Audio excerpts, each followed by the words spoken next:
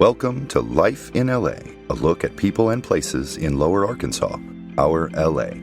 Lower Arkansas is made up of the 15 southernmost counties in the state. Join us each week as we talk to some of the people who make this part of the world such an interesting place to live.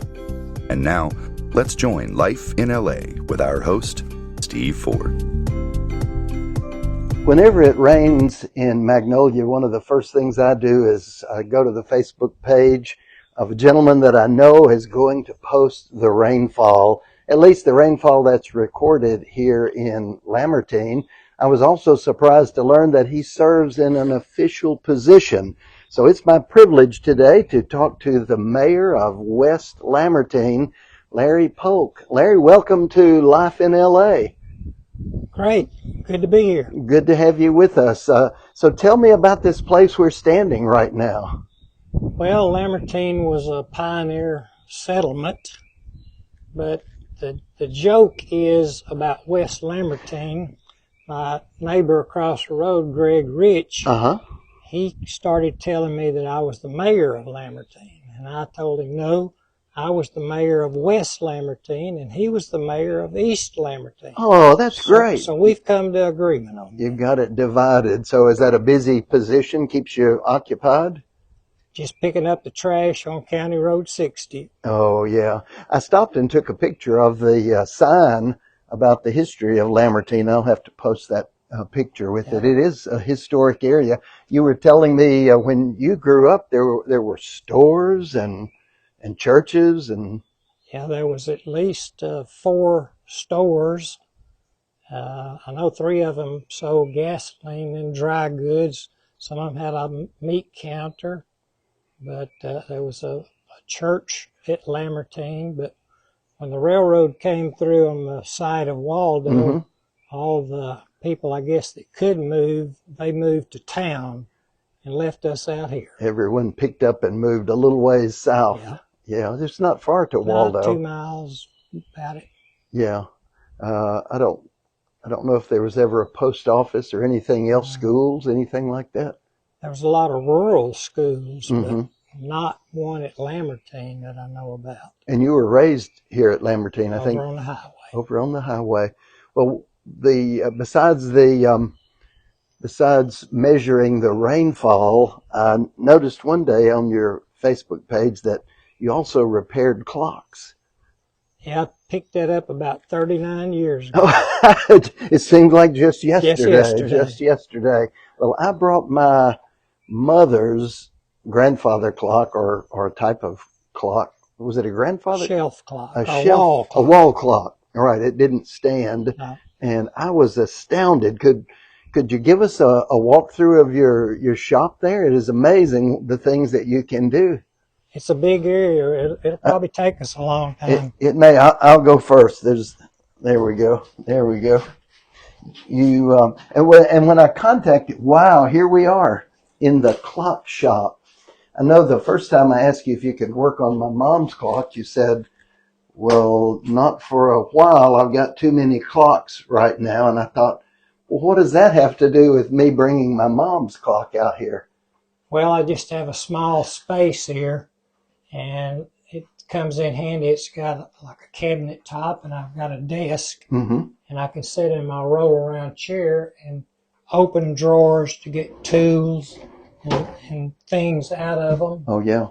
So I don't have to get up and go somewhere to reach. I wish this was a video interview. I wish everybody could say, well, I'll take a picture or two. And no matter how many tools you have, you always need one more. You know? Yeah. My problem when I'm using tools, I'll set one down and then forget where I put it. Well, sometimes I have to have the wife to come help me find it. Come look for it.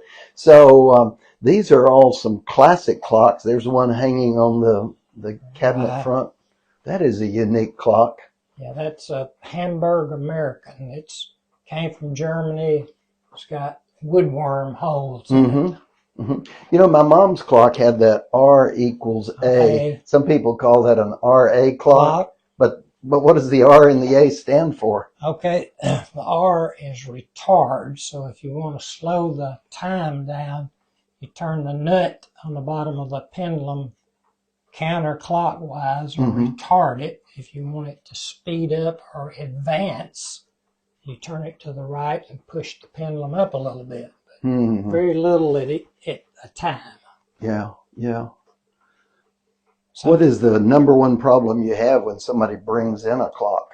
Most of the time it's dirty, wear, or the simple thing is it's at a beat. When it goes, let's say, an inch to the right, it should go an inch to the left from true vertical. And a lot of times that's got out of whack by moving it with the pendulum on there. So you don't ever want to move it with the pendulum attached. But if it has wear, then I break it down, remount holes, and put bushings in there to make it back like it was when it was new.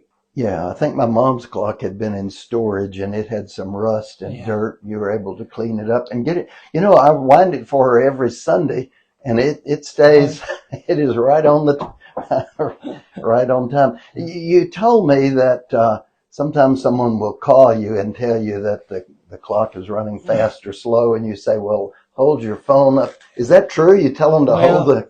It's mostly when it won't run. It did run, but it doesn't run now. So I tell them to put their phone on speakerphone and start the pendulum and put the phone up there close and let me listen to it. And you can tell by the tick-tock where it's right. And sometimes I'll tell them to move the bottom of the clock, if it's a wall clock, a little bit one way or the other, and I can tell it's in beat. And I've heard of telemedicine. I've never heard of teleclock repair, but in some cases... That's as far as you can go with it, though. Oh, yeah. A lot of these clocks, I think you were telling me that the gears will wear the holes. Right. And they get out of round. Yep, and the gears don't mesh together, so they kind of butt together and they'll stop. So you've got to put in a new bushing. And yeah. How did you ever learn clock repair? I can take clocks apart without any problem. Well, my friend Bob Alford, he bought some at a auction, and none of them would work. I think there were 3 of them, so he gave me one to see if I could fix it. Well, it was something simple, you know. And I got it going. I fixed another one, and by that time I was hooked on hooked on clocks, learning more about them. And I bought some books, but it'd be like buying a book for redoing a car engine. Till you know a lot about it, the book doesn't make a lot of sense. So it's kind of until you've been in there under the hood. Yeah. Wow. And there's not many of us left around. The older, the better. Older clocks, the better. Oh. As far as working on them. So an old repairman has better luck on an old clock than... Well, they're made to last a lot longer than the modern day clocks. Yeah. You know, the electric clock and the wristwatch, the quartz and all that really replaced a lot of the mechanical. And people sometimes expect their mechanical clock to keep perfect time. And unless it's a thousands of dollar clock, it's not going to do that. They just wasn't made to that standard. I like the old farmer. Hey, listen, what's that? Well, one of them struck me 3 times. What time? It is. Well, I've got 256. Well, this one does it a little premature. That'll be something for the clockmaker to tinker with, I guess. Yeah. And I've got to where as years have gone on, especially the last few years, I go farther and farther to work on them. I think 90 to 100 miles. I've been several. Really? Far. Yeah, grandfather clocks. Oh, rather than bringing them down here, you go take a look at them. Sometimes I bring it home, but sometimes it needs a little cleaning, oil, and putting in beat. Try that. If that don't work, then I have to It's bring it home. it's fine work. I see your magnifying glass and Yeah. tweezers and things like that. You must have a steady hand.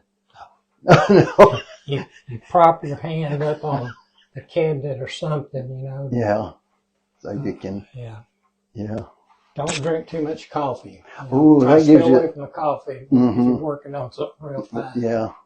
Save the caffeine for another Yeah. time. I see you got a stack of Gideon New Testaments right Yeah. there. Are you a Gideon? I am, and that gives me a lot of joys, giving away Bibles. Oh, now you've Yeah. probably been a few miles to give away Bibles, haven't you? I have. Mhm. I have. I hadn't gone to any foreign countries like some of the members have, but you know, there's a lot of opportunity around here. You run into people that, all the time that they don't believe in God, they don't attend church, and I try to give them a Bible, show them in the back it has the plan of salvation. I tell them, I say, you start here reading that, and once you read that, then you go back over there to John and start reading. Oh, that's a good plan. Yeah. Yeah, that's a good plan. If people will read the Gospel of John, Yeah. ask the Lord to direct them through it. So what's the role of faith in your life? It's everything. Uh-huh. You know, my faith in God gets me through every day, and through, you know, when you have nobody has a perfect life. Yes. Crisis times come. When did you get saved? I was about 12 at Shiloh. Oh, at Shiloh Baptist Church. At a revival, and one of my friends got saved, and like we should do once we're saved, we should want to see somebody else. Bring somebody with you. So he drugged me in there the next night of the revival, and I feel the Holy Spirit moving me to get up. But you got to confess your sins. Nobody's perfect. Oh, that's right. That's right. Paul said everywhere he'd gone, he had one message: repentance toward God and faith in Jesus Christ. That's right. That is a good, but it's just a starting point, isn't it? That's right. And not going to get to the end in this life. Yeah, yeah. I like that poem you have there on the wall. Hey, there goes another one. The clock of life is wound but once, and no one has the power to tell just when the hands will stop at late or early hour. Now's the only time you own. Live, love, toil with a will. Place no faith in tomorrow, for the clock may then be still. Wow. Teach us to number our days aright, as the psalmist said. So you're kind of fascinated by clocks, even down to your decorations in your shop here. Yep. Yeah. Wow. When did you get interested in weather observation? We might step back outside. Okay. It gets warm in the shop. We'll with these lights. Step back out where we can see the rain gauge. We won't walk back out there, but okay. That's an impressive looking rain gauge you got. Well, I've always kind of kept up with it, and I guess something to do. I'll put it on my phone, keep up with it, you know, during the year, how much. How many years have you got on record? Not many. I used to not worry about transposing, putting on. I just wrote it in a little date book, but not many. But I can look back like last year or whatever. Oh, and make comparisons. And then I get a thing. You have to subscribe to it. That weather, that they estimate the rainfall in your area by radar, and then correct it later by official gauges. Mine's not. It looks like an official gauge, but it's not. It measures like an official gauge. I thought, well, if I'm going to keep doing this, I might as well have one. Mine run over during one of those spells. Oh. But this one will measure up to, I think, 13 inches. And when you forget to post the rainfall, people send me a message on Facebook. Larry, we didn't see the rainfall.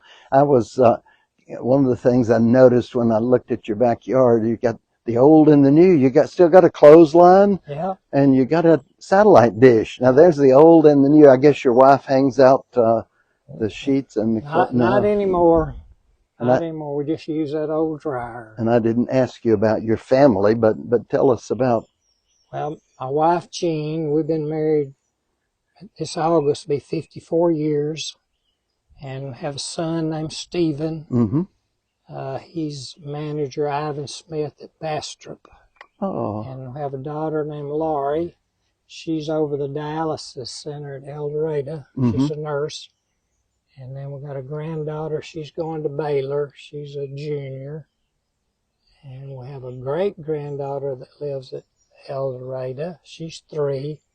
And a grandson named West and his wife, Michaela. So, well, you did very well. Yeah. I'd hate to be put on the spot. I can name all of mine like that. You got to stop and think sometimes. Don't want to leave anybody we're out. We're proud of all of it. Yeah. And you look like you're a little behind on the garden. Yeah, this, I think we're about 37 inches for the year.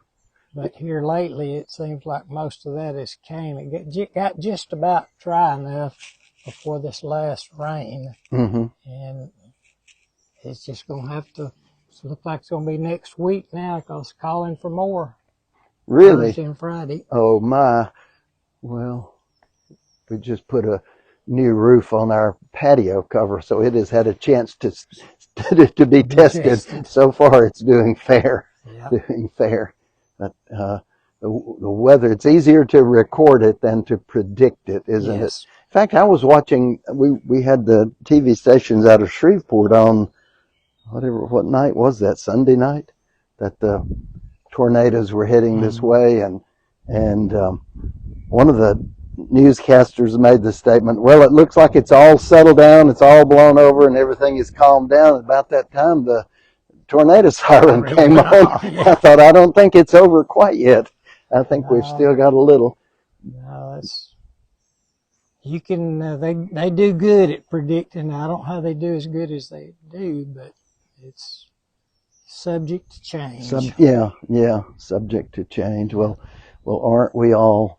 Well, Larry, I just had wanted to come out and spend a little time with, they call them a clockmaker if they repair clocks. You don't really make one, you just put the right pieces back in there. Put the right pieces back in there. Well, I appreciate you taking care of my mom. Hers had hung on that wall for a while without moving, and we'd about convinced her just to let it reside there. But I heard that Larry was the clockmaker, and he got hers running good.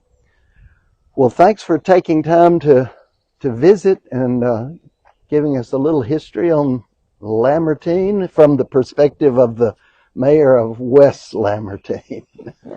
Well, thank you for coming. Thanks for listening to Life in LA. Feel free to contact us at steveford@gmail.com if you have a suggestion for a future topic. And as always, tell others about this podcast and share it on your favorite social media. You've been listening to Life in LA, a production of Steve Ford Photography.